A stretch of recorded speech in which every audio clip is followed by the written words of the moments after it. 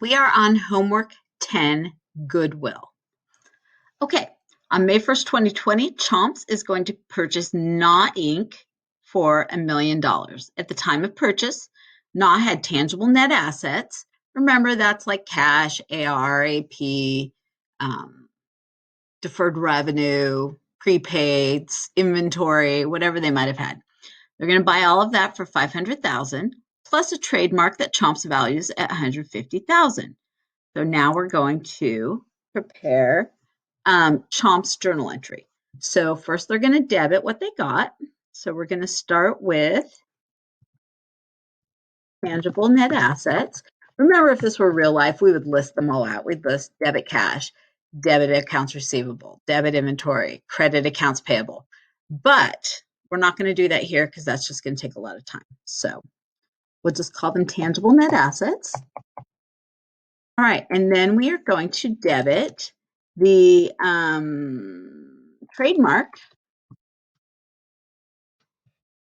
for $150,000. And then we are going to credit cash for $1 million. That's what we know we paid.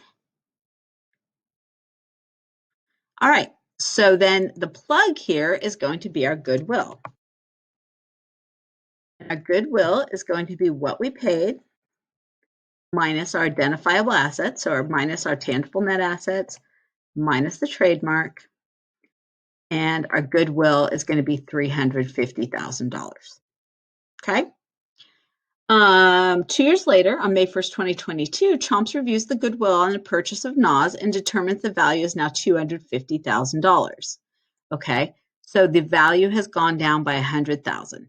$350,000 minus $250,000 is $100,000. That's what we need to adjust.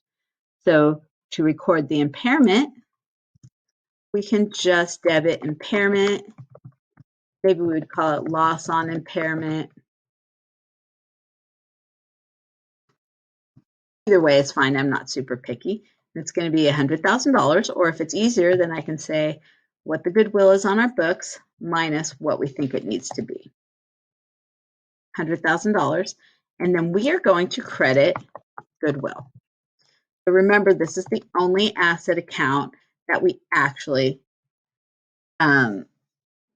credit before the disposal, right? So remember what last module when we bought equipment, we didn't credit equipment when it got used up. We credited accumulated depreciation.